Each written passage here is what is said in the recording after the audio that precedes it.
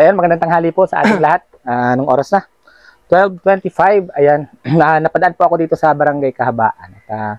Nabalitaan ko, nandito daw yung ka-look-alike ni Daniel Padilla. So, interview na natin sandali kung ano yung kanyang buhay. At ang alam ko, ano nga to? Bahay to nila mama at papa mo? Opo, bahay po siya nila mama. Nakabukod ka? Opo. Nakabukod ho pala siya, hindi siya dito nakatira. Bali, nag-aano ka lang dito? Binisita ko po sila mama kasi kada week po nagbibisita po ako kasi nag-i-school tas nag-work din po ako. So ngayon po papakilala ko po sa inyo, siya po si Chris. Si Chris. Anong trabaho mo? Nag-work po ako as a job order po sa provincial capital po ng Camarines Norte po. Camarines Norte sa sa Kapitolyo, Opo, sa Kapitolyo. Anong department? Sa PDRRMO po. Isa po pala siyang rescuer kumbaga. Yan. Opo, pero po ako, yung isa po akong IT assistant po na kapag may mga call, may mga kailangan i-post sa social media, ako po yung nag-handle nun. Pagdating sa may mga aksidente, para aware po yung mga tao. For example po, nagkalindol, ako po yung nagpo-post para mabalaan yung mga tao, ganun. Oo. Anong oras ang pasok mo doon kung nag-aaral ka? Ang pasok ko po ngayon is 4 PM po. Tapos hanggang gabi na po siya. Hanggang umaga na po. Hanggang umaga. Opo, Tapos ng 8 AM. ang pasok mo sa school? Ang pasok ko po sa school is depende po kasi minsan 11 AM to iba-iba yung hapon. schedule mo? Opo, iba-iba po. Oo. Anong year mo na? First year po ako ngayon. First year college. So, Opo. ikaw nagpapaaral sa sarili mo? Opo, ako lang. Ang galing naman. Siya po pala ang nagpapaaral sa kanyang sarili. Ilang taon ka na pala? Na po ako? 22 na po. 22. First year, 22. So, gagraduate ka. 2018 po, nag-stop po ako ng 2 years po or 3 years nag-stop po ako niyan.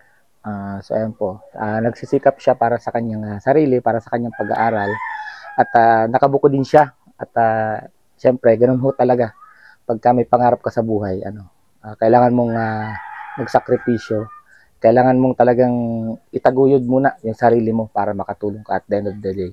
Makakatulong ka sa pamilya mo dahil sa oras na isinakripisyo mo para sa sarili mo at para sa pamilya mo. So, ayun. Ang tanong dito, si Chris ba single? Opo, single na Ayan, single. Patay na, single daw. Alam mo ba ngayon, Chris? Uso ngayon ang love team.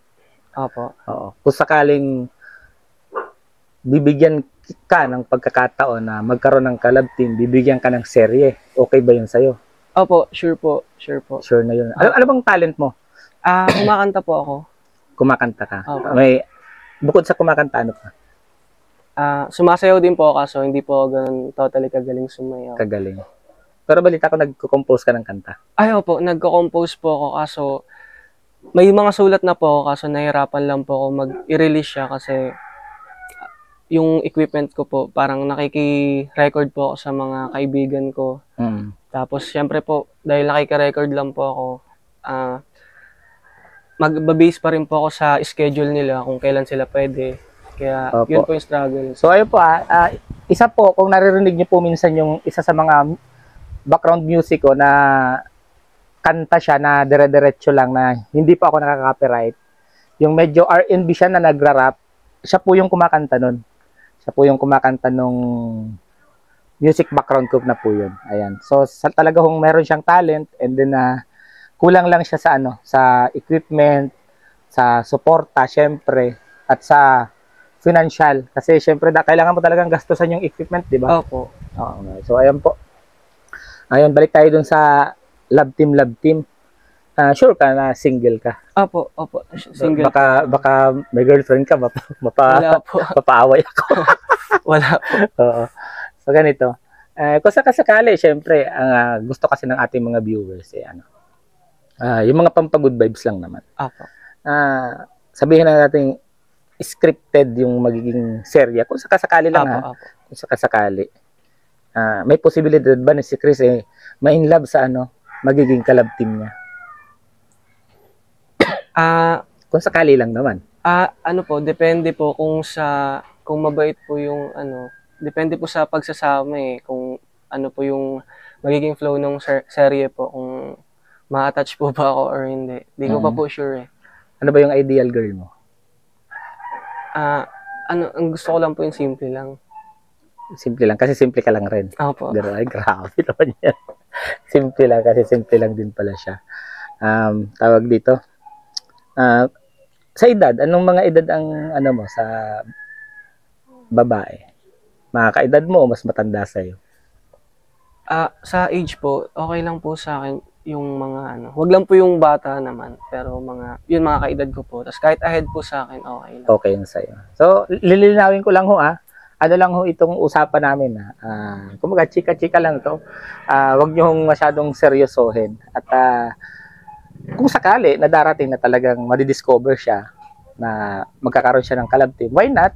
Kung yun ay makakapagpasaya naman sa ating mga viewers. Pero sa ngayon ho, itong kwentuhan lang namin. Kwentuhan lang ho ito. Wag ho nating masyadong seryosohin. And then syempre, mas maganda ho na ipakilala ko sa inyo si Chris at malaman natin ang kanyang buhay, ang kanyang personal na pananaw sa buhay din syempre. At malay nyo, pagdating ng araw, isa siya sa magiging ano natin, artista, di ba? Artista ni Daddy Donut. So, ayan, ano pa bang pwede nating malaman kay Chris? Yung mga hilig mo, ano mga hilig mo? Ang hilig ko lang po talaga is music lang po. Mahilig lang po ako sa music talaga. Music. Magmotor-motor. Ayaw po, gusto ko din po yung nagra-rides. Nagra-rides. Dapat pala sumama-sama ka sa akin. Nagra-rides. Kaso ano po, baka di kaya yun ng motor ko kasi hindi po siya high CC. Yung tamang pang dito lang talaga. Opo, pang city-city drive lang. Oo, city-city drive lang. Sa trabaho mo, okay ka naman? Opo, okay naman po dun kasi okay naman po yung mga namumuno po. Kaya ilang taon ka na dyan sa ano? Sa Kapitolyo po. Oo. Nung dati po is nasa ibang office po ako. Mga 3 years na po siguro ako. I mean, bali totally po is mga 3 years na po siguro ako sa Kapitolyo. Tapos, nung 2 years po is nasa Sangguniang Palalawigan po, yung which is sa mga board member ng Camarines Norte. Tapos, ngayon po is nalipat po ako sa PDRRMO po, sa mga response. So matagal ka na rin pala, ano? So ibig sabihin, may tiwala ng mga boss mo sa'yo kasi kahit nagpalit ng administrasyon, kinuha ka pa rin. Opo. Ay, grabe. Yan ang Pero, bakit ka nakapag-aral pala? Siyempre, di ba, ang PDR, dapat may schedule ka sa umaga. Random schedule yan, pinagpapalit-palit. Opo. Ang ginawa ko po is, nakiusap po ako sa head po namin na mag-i-school po ako. Tapos, okay naman po kasi okay po sa kanila yung mga ganun na yung mga batang porsigide po. Okay naman po daw sa kanila. Kaya, yun. Kaya yung oras po, nilipat po sa panggabi. Kaya po sa umaga, nag-aaral po ako. Tapos sa gabi, nagtatrabaho po. Anong kurso mo? Financial management po. Di magaling ka sa math. Sakto lang po. Di tatanungin kita sa math. Sakto lang po. Kaya mong kaya mong mag-add ng 1 to 10. Ayaw naman po. Oo. Anong idadagdag mo sa 9 para maging 6? Pero sa principle of addition, pag nag-add ka ng negative sa positive, it becomes subtraction. So, pag nag-add ka ng negative 3, mali ka na kasi magsusubtract ka na dun. Kaya nga. Oo. Parang logic po yan. Logic siya. Kaya di ko po So, sa mga nanonood, sa may alam po ng katanungan kong yan, pwede po nyong i-comment sa ibaba. Siyempre, katuwaan lang din naman yan. Ulitin ko yung tanong, kapag nag-add ka ng negatives, anong idadagdag mo sa 9 para maging 6? So, pag nag-add ka ng negative sa positive, it becomes subtraction. Sa principle of addition po yan. So, pag nag-add ka ng negative 3, mali ka na. Correct me if I'm wrong sa mga nanonood kung mali din ako sa principle of addition kong yan. Pero, palagay ko yun yung natatandaan ko nung nag-aaral pa ako ng high school, elementary, parang napagdaanan ko na yan. So, kumusta ang buhay na nagsusolong buhay ka na nakabukod ka? Minsan po mahirap, pero kaya naman po kasi as long as may pangarap naman po, parang wala pong rason para sumuko. Wala kang kasama doon? Ano po, meron po yung kapatid ko po. Si kuya mo. Opo, yung kuya ko po. Magkasama naman pala ko. Si kuya mo nag-aaral din. Opo, nag-aaral din po. Ano yun? Self-supporting din siya. Opo, sarili niya lang din. Tingnan nyo ho, sa mga nanonood, sa mga anak-anak dyan ng mga OFW natin, na viewers. So, tingnan nyo ho yung magkapatid. Kahit nandito lang ho yung magulang nila, nakabukod sila. At nagsi-self-supporting. Pinag-aaral yung bawat sarili nila, nagtatrabaho, nag-aaral. So, ganyan din naman ako nun. Ako din naman nagpaaral sa sarili ko. Kaya, very proud talaga ako sa inyo. Pinag-aaral ninyo ang inyong mga sarili. Tawag dito, balik tayo dun sa love team. Kung sakali mahanapan kita ng pwede kong ma-love team sa'yo, game ka ba kahit sino? Opo, willing naman po ako. Halimbawa, kasi may pabahay ako dun sa Manide. Opo. Kung Manide, okay lang. Opo. Kasi kung yun po yung makakapasaya sa mga viewers po. Kahit Manide, okay lang. Grabe naman yun. Game dahil every biro lang kita. Hindi naman doon, siyempre. Hindi, siyempre, mag-aanap tayo ng siguro friends lang naman. Kung gagawa tayo mga pakilig-pakilig lang. Pero, bahala na kayo. Depende na yan sa inyo kung magkakagustuhan kayo. Pero wala pa naman akong nahanap. Maghahanap pa tayo ng mga may scout. Mahanap pa tayo ng ibang may interview kung sakasakali. At kung may matagpuan ako, so, ayun. Papakilala ko na muna kayo syempre sa isa't isa. Hindi naman agad-agad tayo mag-video tulad nito. Opo. At kung sakaling palagay kayo sa isa't isa, para may chemistry tayo. So, lilinawin ko lang ho, ito ho para ho sa kasiyahan ho ng ating mga viewers. And then baka po itong susunod ko pong episode kung sakasakaling may mahanap tayo. Pero yung pong mahanap natin is tutulungan din po natin doon ko po ito i-upload sa Morales Fun Vlog, hindi po dito sa sa Daddy Donut TV na aking channel, dahil ang channel ko pong ito is para lang po sa pag-charity. So ang akin pong gagawin kung sakasakali magkakahanap po talaga tayo ng mga kapareha niya para po sa ating mga viewers, para meron tayong libangan sa gabi, parang style teleserye. So, a-upload ko ito dun sa Morales Fun Vlog po na aking isa pang YouTube channel, at dun po nyo masusubaybayan kung sakasakali may mahanap tayo. Dun nyo masusubaybayan ang gagawin po natin. Kunting serye ng kila Chris tsaka dun sa mahanap po natin. So, ganito, yung availability mo, halimbawa mag-shoot tayo, yung availability mo. Ano po ako, Monday, Wednesday, Friday po is may pasok po ako niya ng 4 p.m. to 8 a.m. po. Tapos Thursday, tas Tuesday, tas Saturday po. Yan po yung available po. Sige. Yeah, kung saan ka na lang available. Sige. Tsaka konting minuto lang naman tayo. Siguro mga 15, 20 minutes. Okay na yun. Hindi man tayo magtatagal. Okay. And then, ito kasi, kung sakaling matutuloy yun,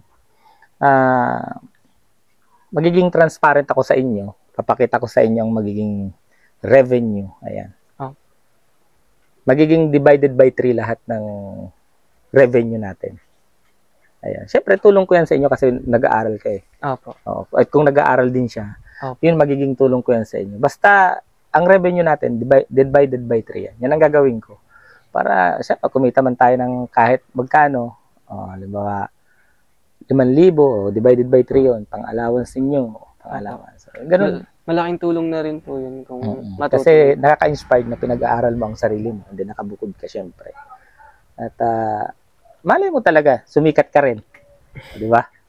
Sana nga po. Ganun. Tapos may maka-discover sa'yo kasi nagsusulat ka ng kanta, kumakanta ka. At yun na nga ho, yung music background ko sa ilang video ko, tulad ho nung kanina na in-upload ko lang yung parang pumunta ho ako sa Baguio City. Yun hong nagra-rides ho kami paakyat dun sa bundok. Yun na ho, siya ho yung kumanta nun. At pakinggan niyo ho kung maganda ho sa inyong pandinig, yun ho yung kanyang talent. So sige Chris, hanggang dito na lang muna ang natin. Basta sa susunod. So ayan po. Maraming salamat po sa nananatiling naniniwala at sumusuporta kay Daddy Donut. Lalong-lalo na po sa ama ng Kalingap na si Kuya Bal, kay Kalingap Rab, kay Ate Edna Vlog, kay Rachel Morales Vlog, kay Roel of Malalag, kay Probinsyano 2.0 at sa buong Team Kalingap. So ayan po, maraming salamat po at pagpalain po tayo sa araw-araw ng Puong May Kapal. Ingat po kayo at ingat din ako. God bless us all po.